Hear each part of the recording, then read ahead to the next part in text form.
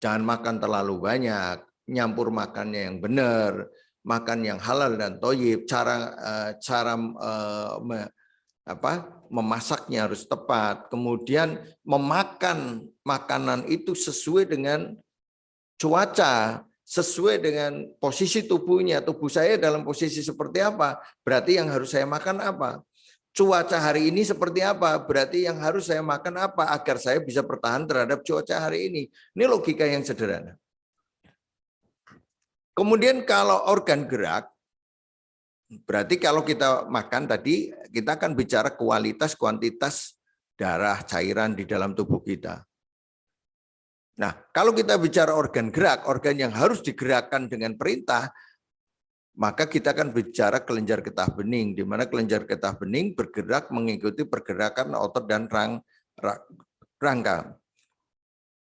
Makanya kita diberi sendi, dan sendi-sendi itu bentuknya banyak, dan masing-masing menempati pada tempatnya. Ada sendi putar, ada sendi peluru, kemudian ada engsel dan sebagainya. Nah, fungsinya masing-masing ada dan harus digerakkan sesuai dengan tujuan penciptaan. Pertanyaan kita, apakah sekarang kita masih menggerakkan organ kita, organ gerak kita?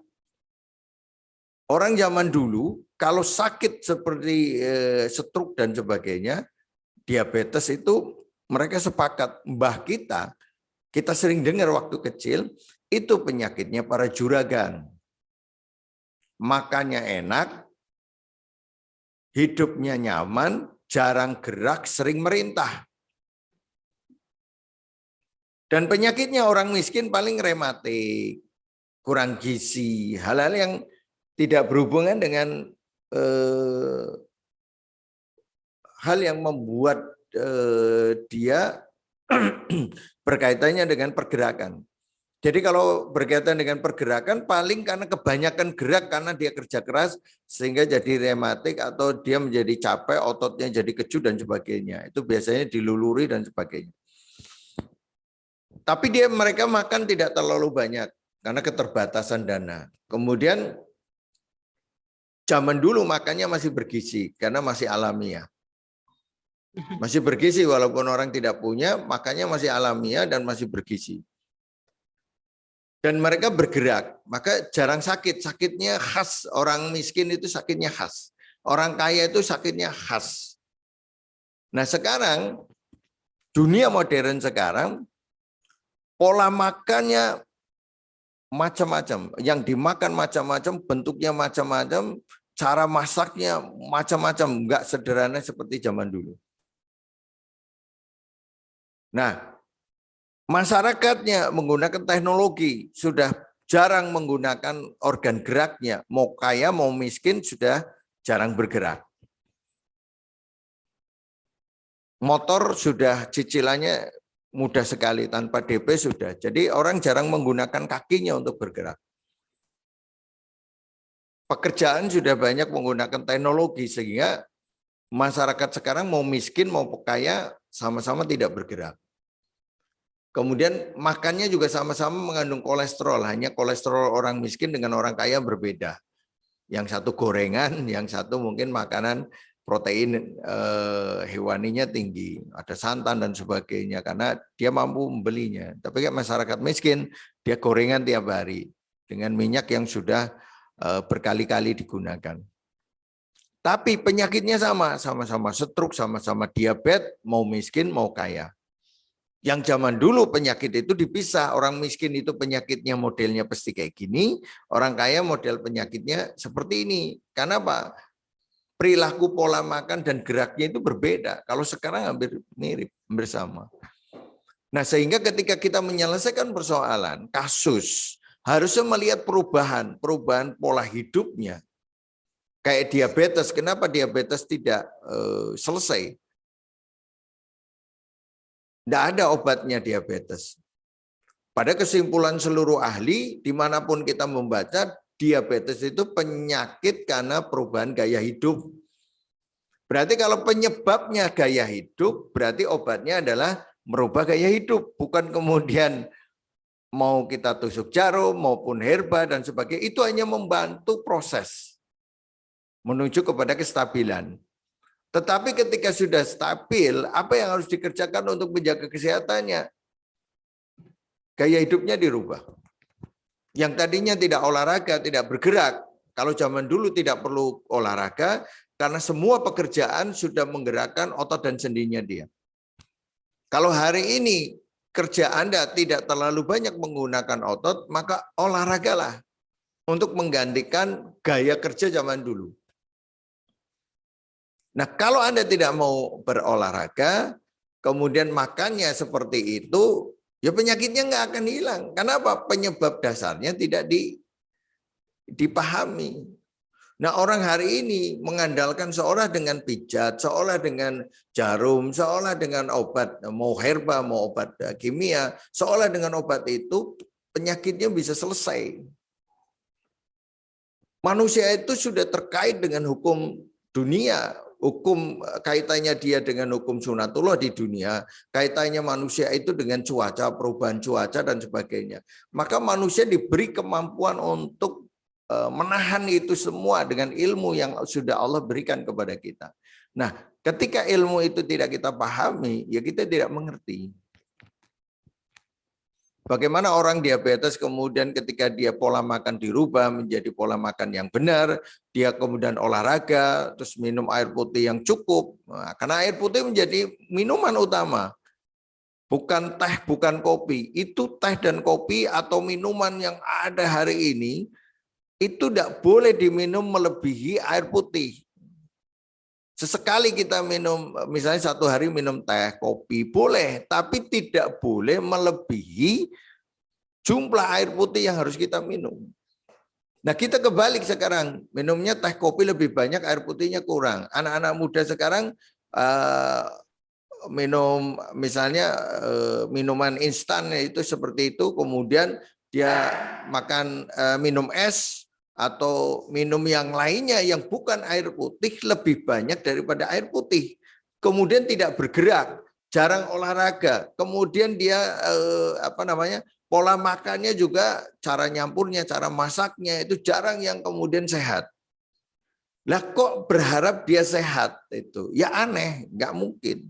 Orang pengen masuk surga tapi tidak mau bersahadat, tidak mau puasa, tidak mau sholat, tidak mau menetapi perintah-perintah yang ditetapkan, tapi dia berharap surga. Itu ya sangat mustahil. Jadi sebab akibat orang itu menjadi sehat seperti apa, itu harus dipenuhi. Kalau dipenuhi, kamu akan sehat. Penyakitnya akan hilang. Kalau sebab ini tidak dipenuhi, kemudian kita berharap sehat, ya aneh itu. Kalau saya aneh aja. Nah, tubuh kita disuruh gerakan. Pertanyaannya, 1 minggu ini kita koreksi aja diri kita. 1 minggu ini kita menggerakkan tubuh kita tidak? Sendi putar kita putar tidak? Sendi engsel kita gerakan seperti engsel tidak? Sendi peluru kita gerakan seperti peluru tidak? Semua harus kita gerakan. Nah, kalau ini tidak gerakan dalam 1 hari, seminggu digerakkan enggak. Minggu kemarin tidak. Bulan kemarin tidak. Terus kalau minta kelenjar getah beningnya berjalan lancar, kemudian tidak menggumpal, tidak menimbulkan tumor dan kanker, terus gimana? Kita berharap saja.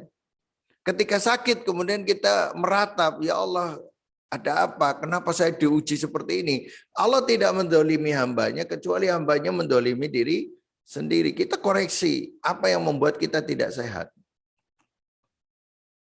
Saya gangguan cerna itu bertahun-tahun karena pola makan yang keliru. Dulu tidak terasa karena saya olahragawan.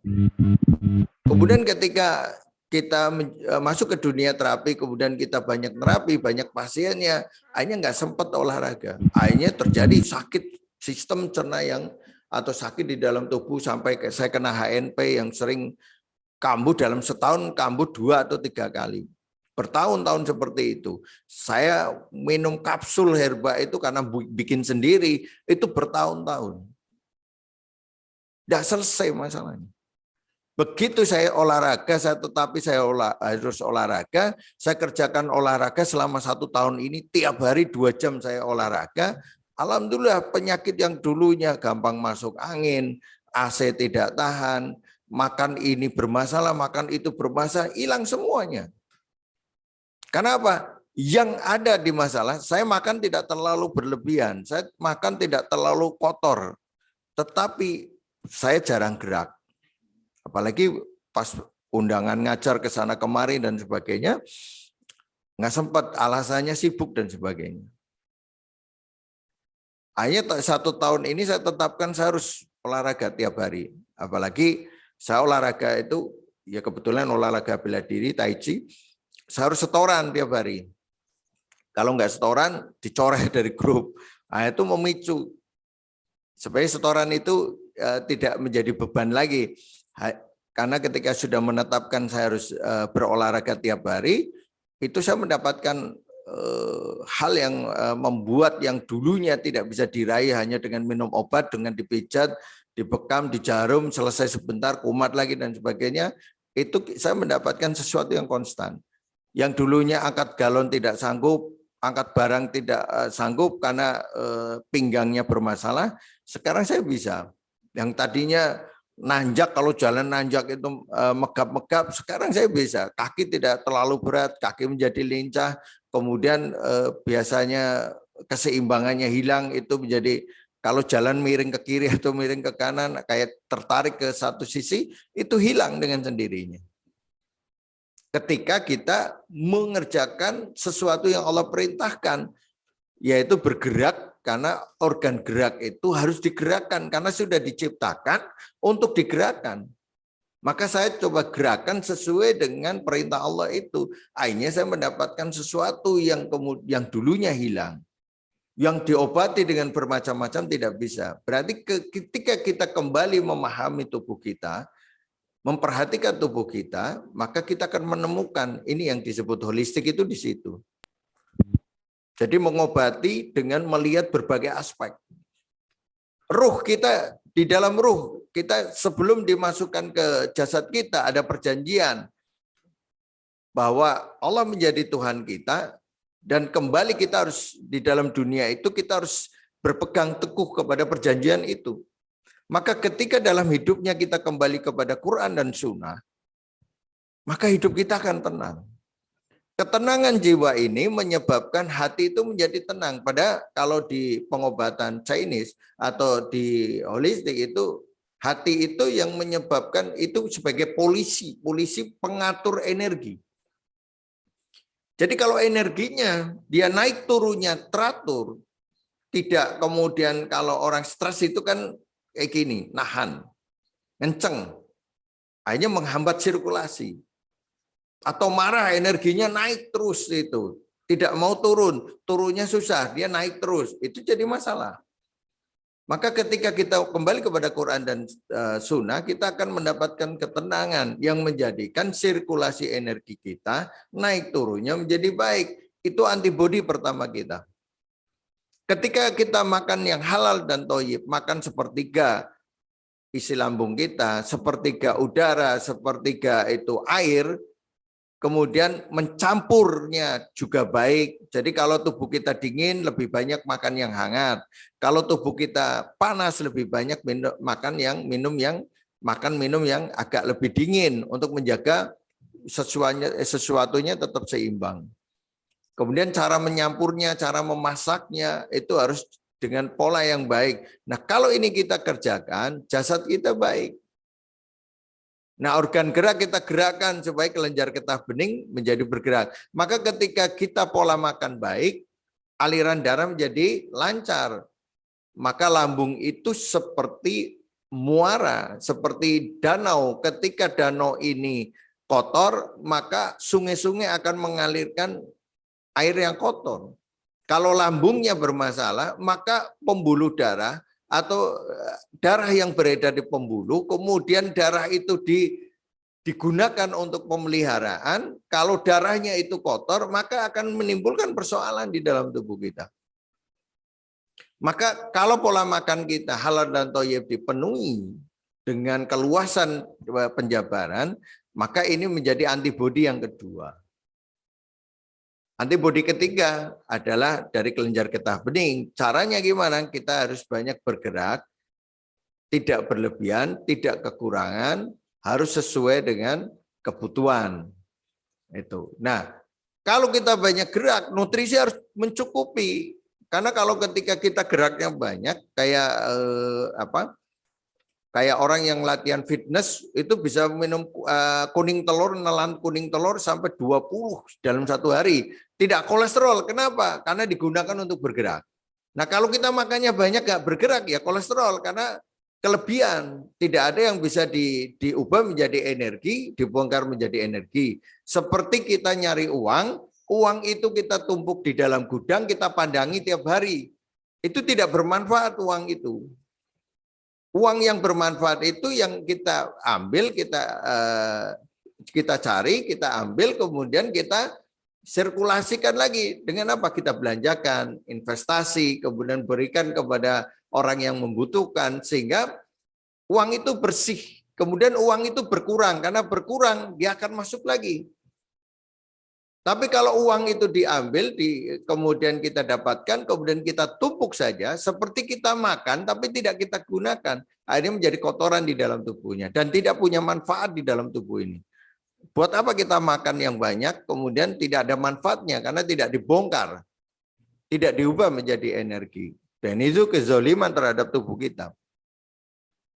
Nah, itu satu gambaran tentang pemahaman kita tentang dasar daripada holistik, yaitu mengenal manusia, ruh dan jasad. Kalau tiga-tiga ini dikuasai, maka pembuluh darah kita bersih, sirkulasi energi kita baik, kemudian kelenjar getah bening kita lancar, maka kita menjadi sehat.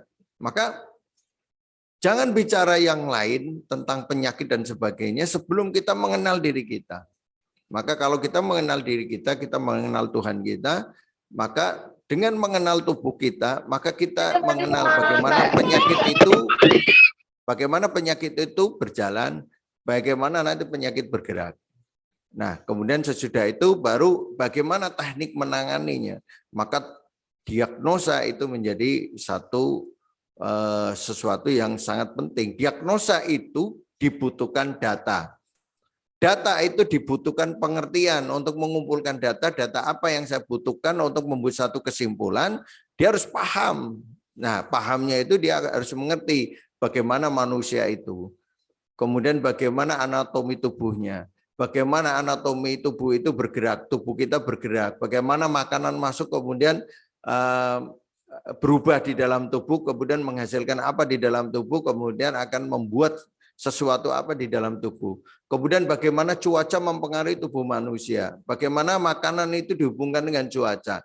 Bagaimana kemudian perubahan-perubahan cuaca itu mempengaruhi kepada kesehatan juga manusia. Bagaimana interaksi manusia dengan manusia lain menimbulkan persoalan-persoalan jiwa yang kemudian mempengaruhi kepada kesehatan. Nah, kalau ini dipahami, kemudian data-data ini kita kumpulkan, maka kita bisa membuat satu kesimpulan. Dari kesimpulan itu baru lahirnya teknik. Teknik sudah ada, oke, sudah ada. Tapi tidak bisa kita terapkan kalau tidak ada diagnosa. Karena penegakan diagnosa itu adalah langkah awal sebelum tindakan terapi. Tapi kalau tindakan terapi kita kerjakan tanpa diagnosa, orang datang tek langsung kita jarum, mana pokoknya keluhannya apa, nah keluhan aja udah diagnosa itu. Orang datang terus kita jarum menurut pikiran kita, orang datang kita bekam itu, pokoknya bekam standar gitu. Itu enggak bisa. Orang datang langsung saya hipertensi, kasih obat hipertensi, itu tidak bisa begitu. Hipertensinya dia kenapa? Hipertensinya si A kenapa? Si B kenapa? Proses terjadinya berbeda. Maka harus dicari prosesnya itu, kemudian ditemukan persoalannya, kemudian baru diurai dengan teknik yang berbeda antara satu dengan yang lainnya. Itu sedikit gambaran tentang pengobatan holistik di awal. Untuk teman-teman, silakan aja kalau ada yang mau menanyakannya. Insya Allah demikian.